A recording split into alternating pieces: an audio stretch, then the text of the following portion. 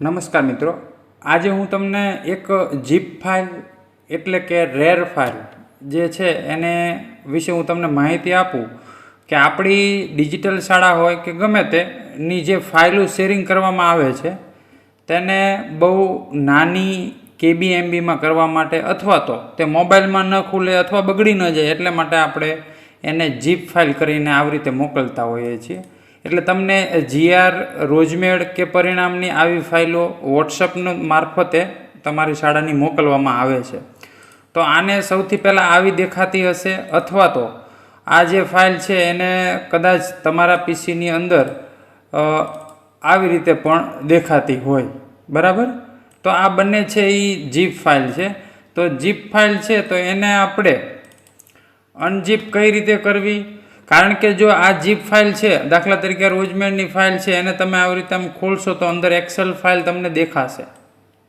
આ Excel file છે, પણ આને એક્સેલનો સીધો આપણે ઉપયોગ કરવાનો નથી. અહીં ક્લિક કરીને ઉપયોગ કરવાનો નથી. પછી આ રિઝલ્ટની ફાઇલ છે તો અંદર જોશો તો આવી રીતે ફાઇલ હશે, પણ સીધો અહીંયા ક્લિક કરી ઓપન કરવાનું નથી. સૌથી પહેલાં એને એક્સટ્રેચ કરવું, મતલબ અંદરથી જે ફાઇલો છે એનો એક સેટ બહાર કાઢી લેવો, બરાબર. એટલે EGR હોય, રોજમેડ હોય કે રિઝલ્ટ હોય. દાખલા તરીકે આ રોજમેડની જે જીપ ફાઇલ છે તો એના ઉપર રાઇટ ક્લિક કરી અને તમે એની અંદર બીજા મેનુ જોશો તો એક્સટ્રેચ હિયર છે. હું તમને અલગ અલગ રીત બતાવું છું કે આમાંથી એક એક્સેલ બારી લેવાની છે. એક્સટ્રેચ હિયર કરશો એટલે એક્સેલની એક કોપી બારી આવી જશે.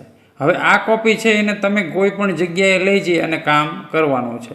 આ જીપ ફાઇલ છે એ તો તમારી પાસે પડેલી રહેશે જ, પણ આ જે એક્સેલની ફાઇલ બારી આવી ગઈ છે એની ઉપર રાઇટ ક્લિક કરી અને પ્રોપર્ટીમાં જો અહીં નીચે અનબ્લોક આવતું હોય તો કરી અને સીધો આનો ઉપયોગ ચાલુ કરવાનો છે.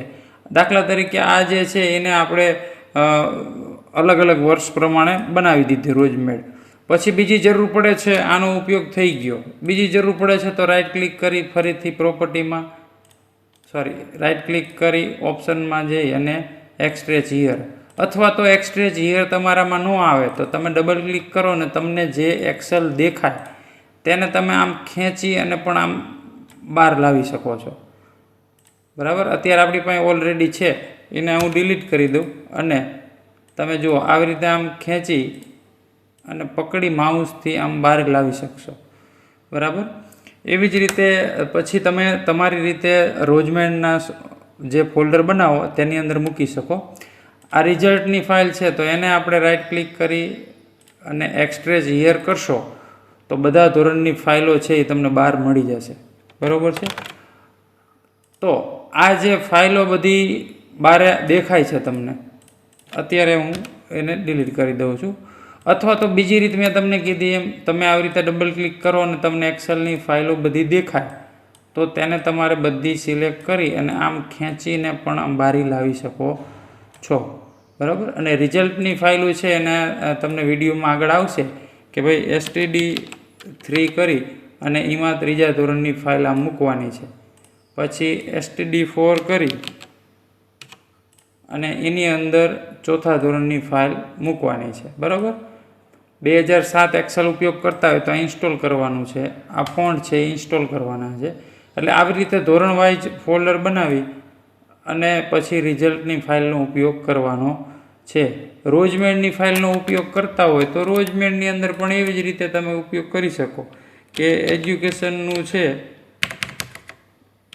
એજ્યુકેશન 2025-26નું તમારે બનાવવું છે તો આની અંદરથી એક કોપી તમે બારી લઈ લેશો. અત્યારે રિઝલ્ટની ફાઇલ આપણે જરૂર નથી એટલે ડિલીટ કરી દઈ છે. રોજમેડમાં પણ એવી જ રીતે આની અંદરથી ખેંચીને પણ લઈ શકો, એક્સટ્રેચ હિયર કરીને પણ લઈ શકો. આવી રીતે આમ ખેંચશો, આ કોપી આવી જાય એને આમાં મૂકી દેવાની. પછી માન લો PFMSનું બનાવવું છે તો PFMS 2024-25નું બનાવવું છે તો પણ આ અપડેટ રોજમેડ છે એની અંદરથી એક કોપી લઈ અને આમાં મૂકી દેવાની છે, બરાબર. આવી રીતે તો આવી રીતે જીપ ફાઇલમાંથી કઈ રીતે કોપી બહાર નીકળે તેનો તમને બરોબર ખ્યાલ આવી ગયો હશે. હવે તમે આ ફોલ્ડરની અંદર રહેલી કોપી જે છે એને રાઇટ ક્લિક એક વખત કરી પ્રોપર્ટીમાં જોઈ લો, અનબ્લોક આવે છે તો કરી દો, બરાબર. અને પછી આનો ઉપયોગ કરશો તો બધી માહિતી સેવ થશે. જો સેવ ન થાય એટલે સમજવું કે આપણે ઝીપ ફાઇલમાં ઉપયોગ કરી લીધો છે. અથવા સેવ ન થવાનું બીજું કારણ આનો વ્યવસ્થિત ઉપયોગ ન થાય, રીડ ઓનલી ફાઇલ બની જાય તો પણ એવું થઈ શકે છે. આશા રાખું છું ઝીપ ફાઇલમાંથી એક્સટ્રેચ કરવું અથવા ખેંચીને બહાર લાવવું તે તમને ફાવી ગયું હશે. નાના એવડા વિડીયો દ્વારા તમારી ઘણી બધી મહેનત બચી જશે. હવે બધું સેવ થશે. જો ઝીપ ફાઇલમાંથી આવી રીતે ફોલ્ડર બનાવી અને ફાઇલ બારી લેશો તો બધું સેવ થઈ જશે. અસ્તુ.